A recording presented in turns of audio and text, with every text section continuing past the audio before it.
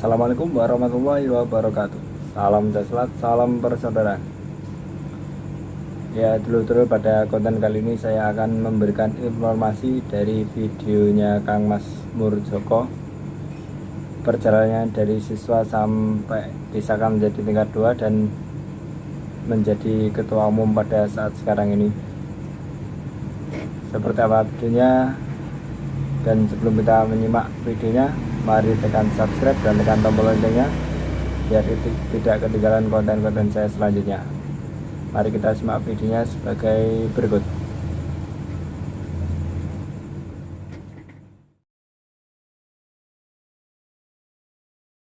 Bagaimana gitu.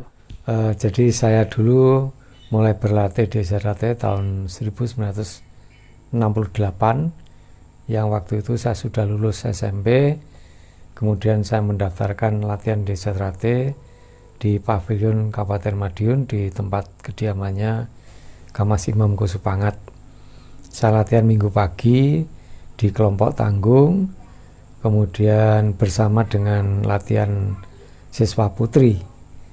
Kemudian saya baru naik lagi dari tanggung ke remaja ke dewasa. Dulu ada kelompok latihan anak-anak, tanggung, remaja, dewasa, itu baru bisa mengikuti pengesahan. Saya latihan 68, tahun 70 mau disahkan, belum bisa, ditunda lagi, 71 ditunda, akhirnya baru tahun 1972 saya bisa disahkan dari warga Serate. Dan setelah disahkan dari warga Serate, saya aktif di kegiatan Serate, yaitu mulai saya ditunjuk menjadi atlet pertandingan di IPSI waktu itu. Dan dulu pertandingan tidak menggunakan body protector, ya kita hanya menggunakan kain mori, yang kita pakai itu sabuk itu, ya, jadi tanpa pelindung tubuh, tanpa body protector, tanpa menggunakan sarung tangan, tidak, ya sudah, hanya itu aja. Kemudian panggungnya juga tidak di bawah di lantai tapi di atas, pakai panggung yang tingginya hampir 2 meter. Kemudian setelah jadi atlet, saya jadi melatih di Madiun, di Ranting. Kemudian tahun 74 saya mengikuti kegiatan kongres yang pertama di Madiun. Saya menjadi pembantu umum waktu itu. Kemudian setelah kongres tahun 74 selesai, saya berangkat ke Surabaya untuk melanjutkan pendidikan sambil bekerja. Jadi saya bekerja di bidang teknik listrik di Surabaya sambil kuliah di IGIP Surabaya. Kemudian saya melatih di Surabaya di beberapa tempat latihan, ada di Taman Siswo dan Genteng Kali, kemudian di PN Dok Surabaya di Ujung, kemudian melatih di Jalan Patua di dalamnya Pak Margono, ya. Kemudian tahun 75 saya diberi tugas menjadi sekretaris cabang Surabaya. Kemudian sambil kuliah bekerja, alhamdulillah tahun 77 selesai kuliah diploma, saya diangkat menjadi guru di SMP 1 Madiun. Jadi saya kembali ke Madiun, mengajar di SMP 1 Madiun. Dan di Madiun saya kembali melatih lagi, ya, tahun 77 saya melatih di Ranting Dolopo, Ranting Kebonsari. Kemudian juga diminta melatih di cabang Ponorogo. Dan akhirnya pada tahun 77 itu ada panggilan tes tingkat 2, dan kebetulan yang dipanggil itu ketua cabang Ponorogo dan ketua Dewan Ponorogo, yaitu Mas Mukirin dan Mas Diarto. Dan setelah latihan saya diajak oleh beliau berdua pergi ke Madiun ke dalamnya Mas Imam. Saya disuruh mengantar, mendampingi untuk mengikuti tes tingkat 2. Dan waktu itu yang mengikuti tes tingkat 2 seluruh Indonesia yang mendapat panggilan langsung dulu dari Mas Imam itu hanya sekitar 37 orang kalau tidak salah, 37 atau 38 orang, itu seluruh Indonesia. Nah, Ponorogo itu yang dipanggil hanya 2 orang, saya tidak ikut dipanggil. Namun ketika saya menunggu beliau tes belum dimulai, saya ada di luar.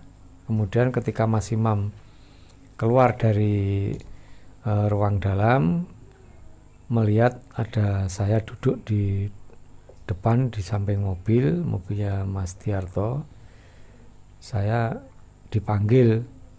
Mas Imam mendiko, itu siapa yang di luar itu? Mas Demur Joko, pelatih Ponorogo, suruh masuk.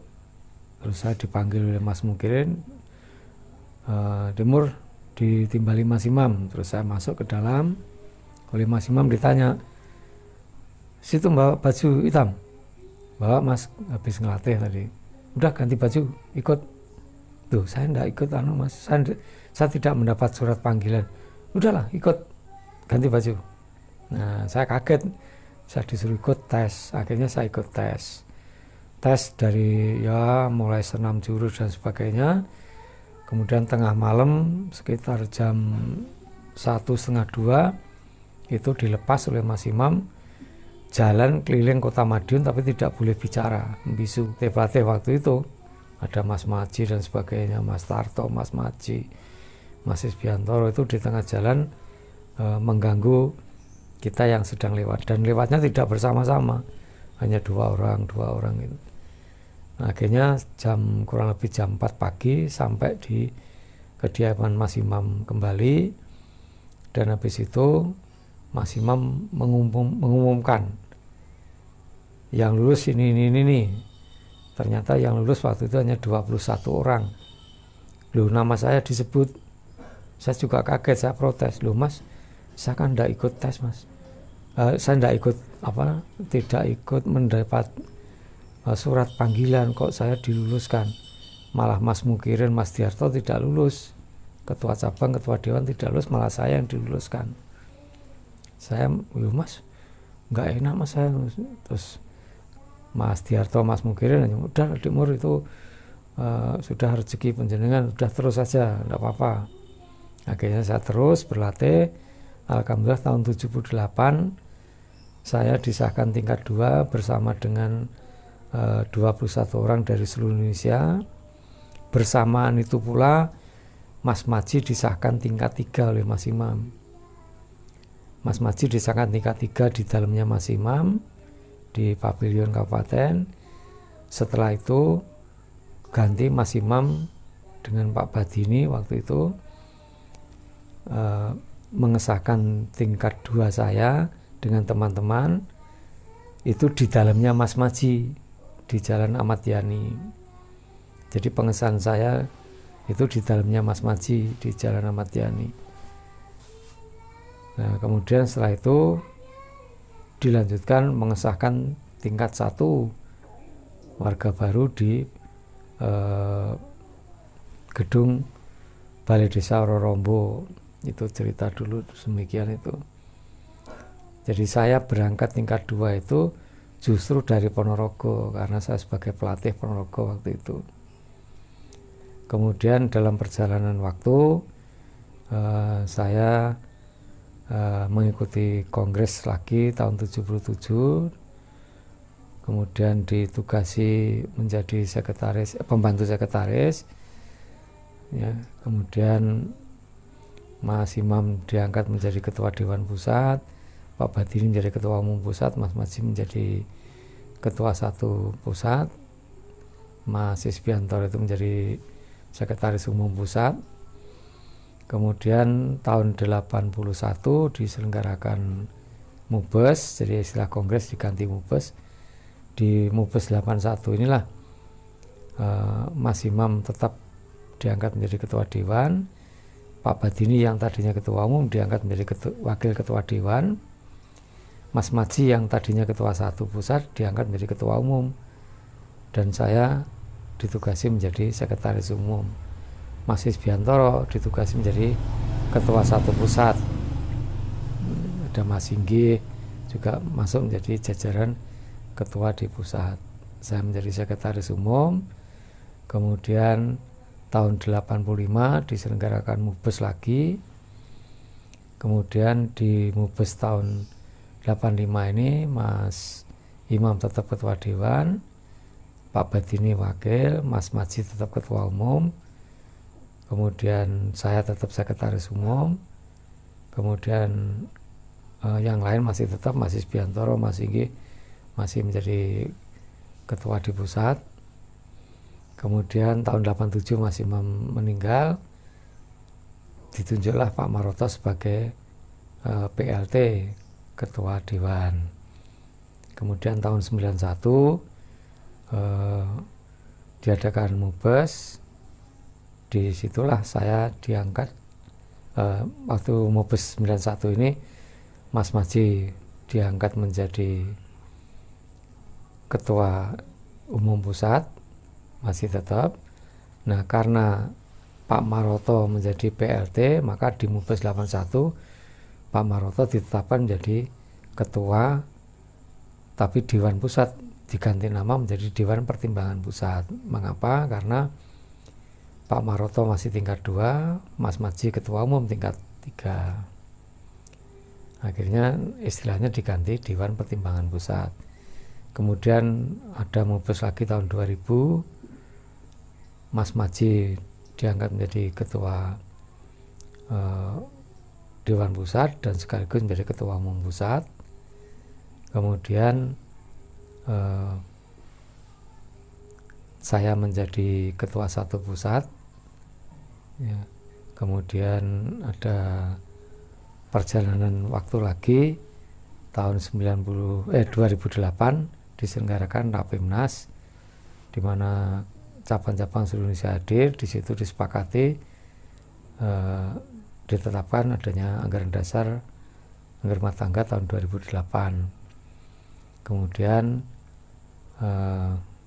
saya menjadi ketua 1 pusat dan juga merangkap menjadi anggota Dewan Pusat tahun 2008. Tahun 2014 itu Mas Maji menyerahkan jabatan ketua umum pusat kepada Mas Richard Simorangkir. Kemudian Mas Maji hanya sebagai ketua Dewan Pusat. Kemudian Mas Richard Simorangkir hanya menjabat selama 7 atau 8 bulan. Beliau meninggal. Nah, setelah itu Mas Maji menunjuk yaitu Mas Arif Suryono ini sebagai ketua umum pusat sampai dengan parapatan luhur. Itu bunyinya SK seperti itu. Nah, kembali ke diri saya, setelah saya disahkan tingkat 2 tahun 78, alhamdulillah saya tahun 81 ada program tingkat 2. Saya ditugasi menjadi asisten pelatih oleh Mas Imam. Ditugasi menjadi asisten pelatih ya karena saya menjadi sekretaris umum. Kemudian ada program tingkat 2 lagi tahun 84. Itu saya juga masih ditunjuk menjadi asisten pelatih, juga merangkap sebagai sekretaris umum. Yaitu yang disahkan ya termasuk ada Mas Sakti Tamat, Mas Wilis, itu ya itu angkatan tahun 84, Pak Winarso, itu semua hanya ada 16 orang kalau tidak salah. Itu disahkan tahun 84. Dan selanjutnya saya tetap menjadi pelatih tingkat 2 sampai Mas Maji Sedo tahun 2015. Alhamdulillah saya masih tetap aktif. Jadi pengalaman saya di Satrate, saya tidak langsung menjadi ketua umum, tidak, namun perjalanan saya dari bawah, dari pembantu umum, kemudian menjadi pembantu sekretaris, menjadi sekretaris umum, dan akhirnya tahun 2016 ketika diselenggarakan Parapatan Luhur di Jakarta, saya ditunjuk oleh Majelis Luhur waktu itu menjadi ketua pelaksana harian. Kemudian pada saat diselenggarakan Parapatan Luhur tahun 2017 di Madiun, saya diberi amanah oleh cabang-cabang menjadi ketua umum pusat sampai saat ini. Tentunya semua itu bagi saya adalah merupakan satu pengabdian saya kepada organisasi SCTRATE ini. Jadi saya punya keyakinan selama kita ini mengabdi kepada organisasi SCTRATE ini dengan tulus, ikhlas, tanpa pamrih, kita pegang kejujuran, keluhuran budi, insya Allah Tuhan Yang Maha Esa akan memberikan jalan, akan menunjukkan jalan pada kita yang sebenar-benarnya. Jadi saya berterima kasih kepada saudara-saudara kami seluruh Indonesia bahwa sampai saat ini saya masih diberi amanah menjadi ketua umum pusat. Tentunya kami punya tugas, tanggung jawab dan kewajiban bagaimana yang pertama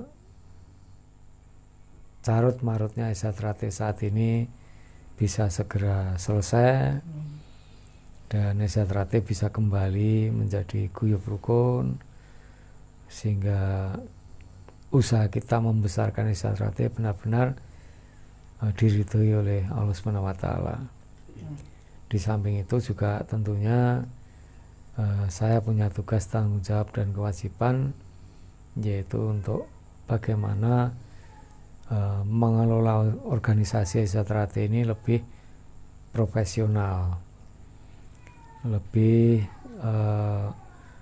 menekankan pada peningkatan sumber daya manusia, yaitu di samping tata organisasi harus lebih maju, tentunya dalam bidang teknik pencak silat pun juga bisa meningkat sehingga pamornya SCTRATE yang dulu kita ini kalau menjadi atlet sangat disegani oleh perguruan yang lain, ini tugas, tanggung jawab dan kewajiban saya untuk mengembalikan lagi bagaimana supaya atlet-atlet SCTRATE ini ke depan kembali pamornya muncul lagi, disegani oleh kawan maupun lawan. Ini yang penting. Dan tentunya di samping itu ya SCTRATE Pusat Madiun punya tugas dan tanggung jawab yaitu menjaga marwah ajaran, tradisi dan aturan organisasi secara baik dan benar. Ini yang penting.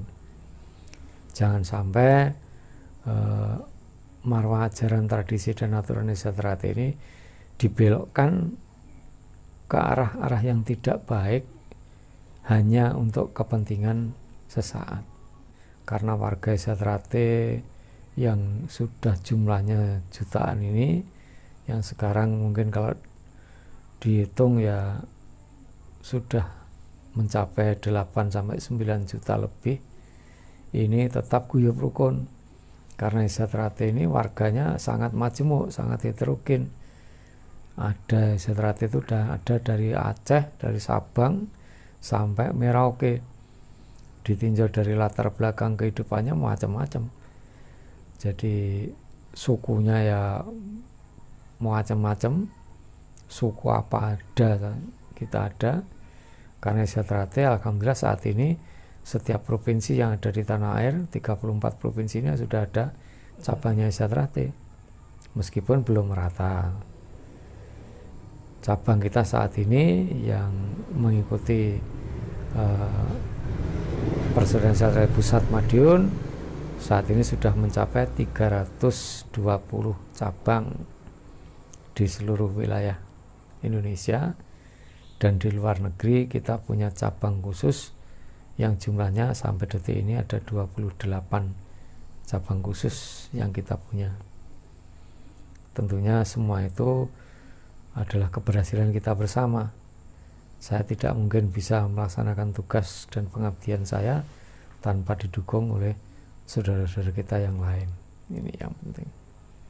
Jadi mari kita harumkan nama Esa Terate ini, kita jaga agar harkat martabat, nama baik dan kehormatan Esa Terate ini tidak tercoreng oleh ulah dari beberapa oknum warga Esa Terate yang mungkin belum memahami apa maunya Esa Terate hadir di tengah-tengah masyarakat ini, supaya Esa Terate ini bisa menjadi satu organisasi, satu perkumpulan yang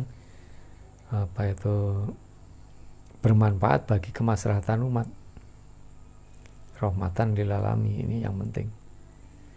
Nah, tentunya untuk itu ya tugas kita bersama setelah kita menjadi warga ini, ya mari kita bersama-sama kita bisa berbuat untuk kepentingan organisasi, untuk kepentingan persaudaraan kita.